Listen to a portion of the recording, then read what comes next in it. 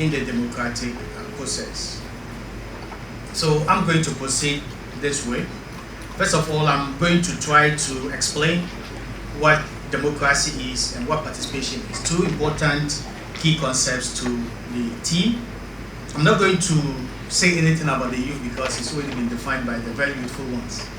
We, the older generation, will stick to the very important concepts as well. And then I'll proceed to look at historical evolution of democratic participation. I look at the democratic processes, both dividends and setbacks. And then I will attempt to look at how and where we can deepen democratic participation. Then I'll conclude. I thought the slides were going to be projected. Okay, let's proceed. So I'm going to start with a quote from a letter written by John Adams, one of the founding fathers of United States democracy, to John Taylor in 1814. He said in that particular letter, quote, "Remember, democracy never lasts. Democracy never lasts long. It soon wastes, exhausts, and murders itself. There never was a democracy yet that did not commit suicide." So basically, John Adams was speaking to not only the essence of participation in democratic processes, but the lack of the participation in the democratic processes could lead to the extinction of democracy as a system of government. So what is democracy? Basically, it comes from two Greek words, meaning people and then to govern. So literally, democracy basically translates as government of the people or government of the majority. Unlike other systems of government, democracy basically comes from the people, exercised by the people, and for the purposes of the people's interests. So democracy comes in two important forms, what we call democracy by practice and then democracy by ideology. When we look at democracy by practice, we are looking at direct system of government or directly participating in the democratic processes, and then democracy by representation, a system where people are elected to represent the broader masses of the people.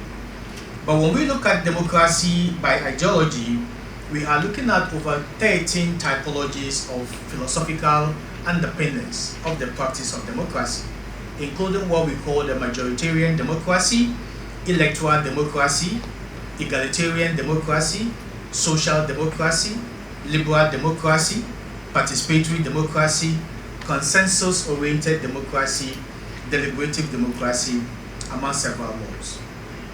Basically, when you look at all these ideological typologies of democracy, majority of them speaks to the concept of participation. For example, electoral democracy, majoritarian democracy, consensus-oriented democracy, deliberative democracy, and participatory democracy all speaks to the fact that people will have to come together to be able to discuss, understand, and implement issues that bother them and that can move the generation forward. To be able to understand why participation is necessary, we need to understand the democratic continuum. And basically, the democratic continuum starts with non-democratic regimes. So you see certain countries that are typically not practicing democracy. They practice another form of government, but what is basically lacking in what they do is the fact that there is not so much participation by the citizens in determining the affairs of the state. But also there is very less democratic culture in shaping the way they behave within the polity. When you move from a non-democratic regime, you move to a conflicted democracy. And the difference between a non-democratic regime and a conflicted democracy is the element of participation. So participation is so significant that it sets apart both non-democratic regimes from conflicted democracies. Conflicted democracies basically speaks to periodic participation, basically elections, but also it possesses less democratic culture. It is called conflicted because the vestiges and the remnants of non-democratic regime will definitely manifest. But the difference largely is the fact that citizens are able to participate in decision-making processes. Where we move from just periodic participation, that is elections, to looking at an expanded regular participation in the democratic processes, but also an expanded democratic culture, then we move from a conflicted democracy to a paradigmatic democracy. So in a paradigmatic democracy, it is a complete shift of paradigm, where we do not just focus on elections as a periodic participation of democratic maturity, but we also look at the fact that participation expands beyond just the electoral calendar, but also embraces different democratic culture, including respect for human rights, including media freedom, including deliberativeness, including the interface between the public and then the private, including media freedom, and all those things that makes democracy a thing. Finally, we head towards consolidation, and then the last continuum in the democratic trend is what we call democratic consolidation. In democratic consolidation, we actually welcome regular participation in the democratic process, but also an imbibed democratic culture. And democratic participation manifests in two different forms. What we call the minimalist consolidation, which is highlighted by partnership and delegated power from people who participate, to basically what Samuel Huntington calls the 2-10-over test, a system of government where there is tolerance, there is also acceptability for a change of regime. And he mentions that in a 10-over test situation, a particular government might have won elections on 2 occasions, but also, lose elections, and then another government comes to power, and that happened in 2 occasions for both political parties, so that they all understand and reason that the only way to change a government is through the act of voting.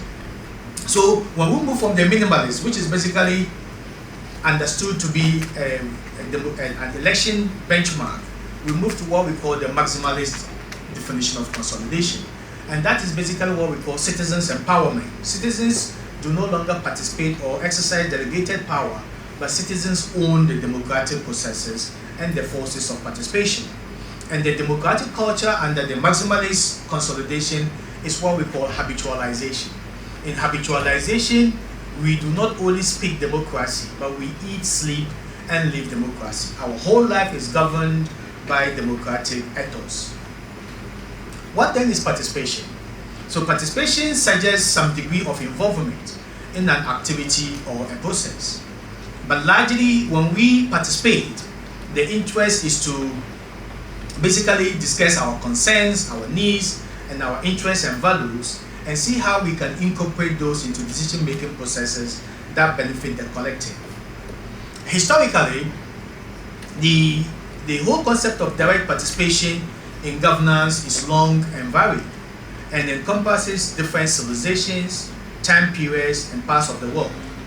But the Athenian ecclesia is the first written record of direct citizens' participation in the work of government. It was open to all free male citizens who were at least 18 years old and had 2 years of military service. It serves as the popular assembly point for Athenian democracy, allowing citizens to speak their minds, seek consensus, and make legislative and foreign policy decisions by the many. However, the fact that the first recorded history of democratic direct participation started in Athens doesn't mean that it was all about Athens. Robinson points to the fact that even in Africa, there were symbols of democratic dispensation where citizens collectively participated in what he terms tribal democracies or campfire democracies, where the earlier hunter and gatherer societies get a common place and sit and allow people to ventilate their grievances about what bothers them in society. And this also happened around the 3rd millennium in the Middle East, where primitive democracies allowed councils to make decisions on behalf of the collective and also deliberate on the welfare of the citizens in city-states. It is the same thing that happened in the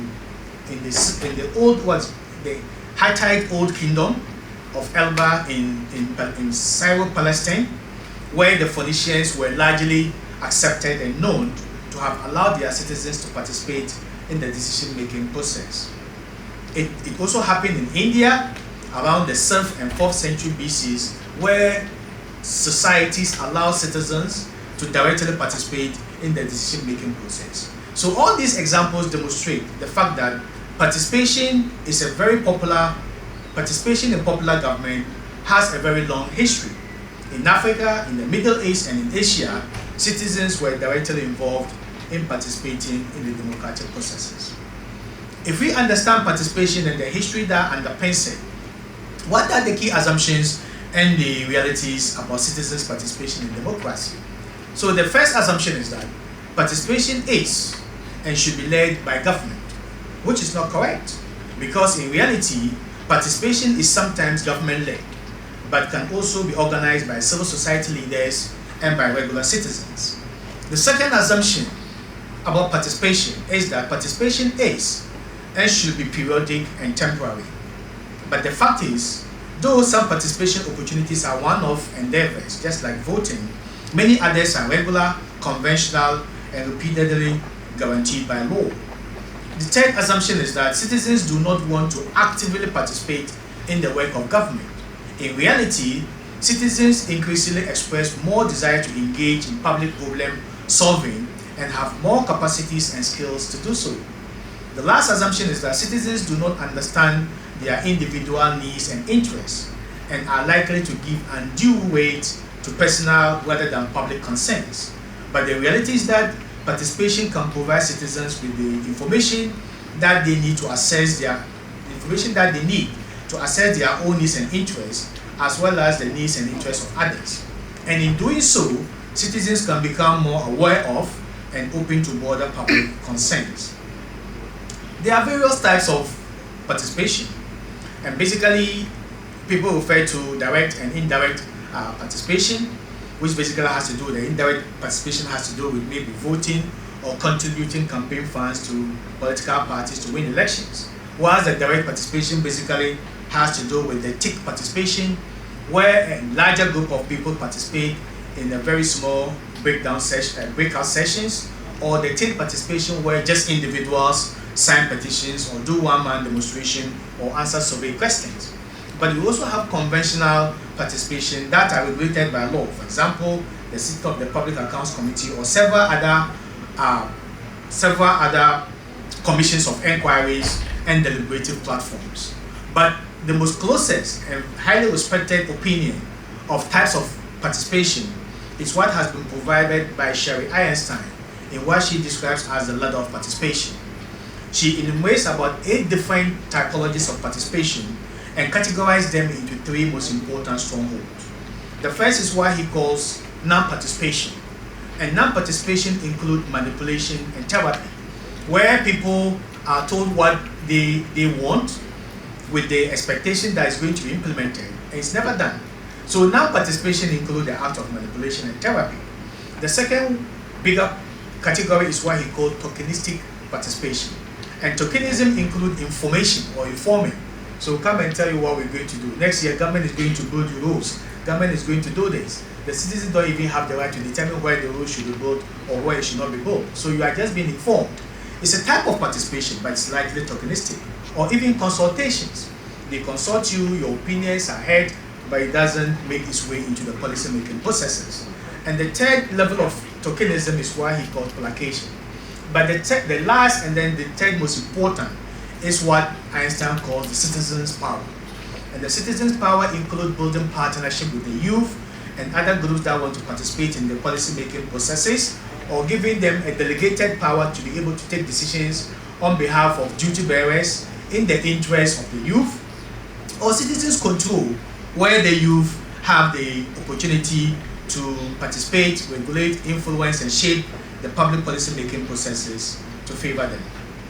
So when you look at all these various levels of participation, the most important thing is their ability to inform, their ability to give people the opportunity to tell their stories, their ability to present a range of policy choices and alternatives, giving citizens, specifically the youth, political legitimacy, and supporting a variety of mechanisms to addressing the interests of the youth.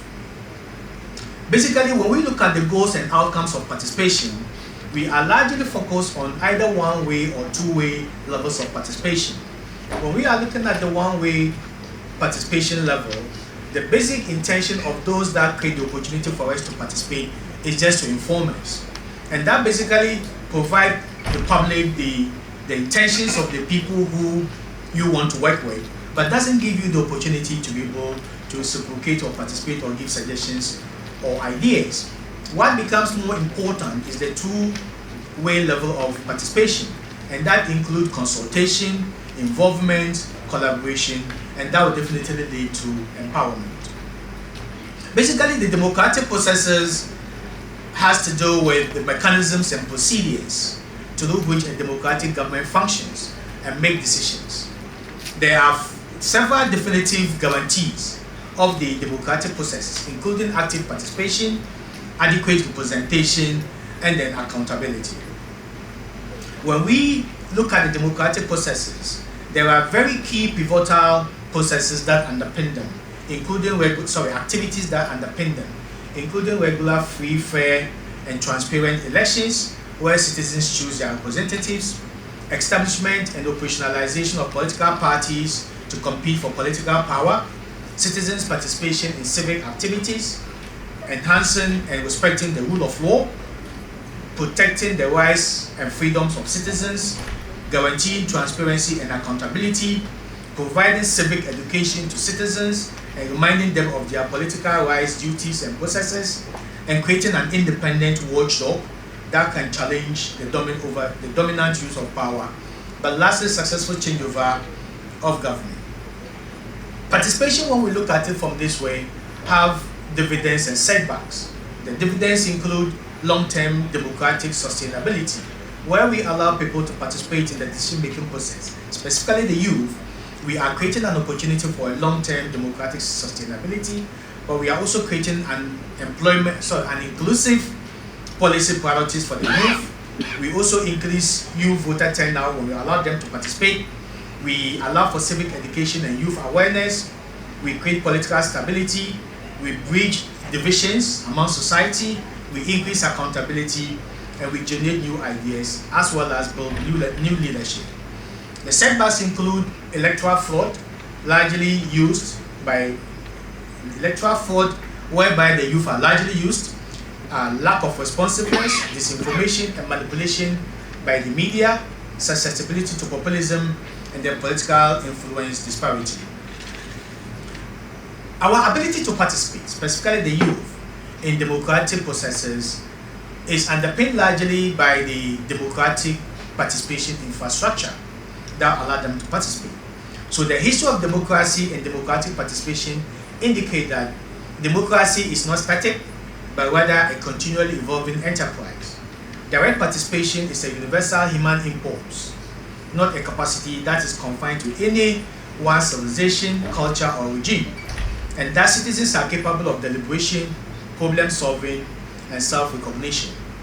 Notwithstanding this, development of democratic processes over time shows that adequate, durable democratic structures with successful processes for direct participation needs to be improved. What are some of the ways that we can deepen participation using the existing democratic participation structure?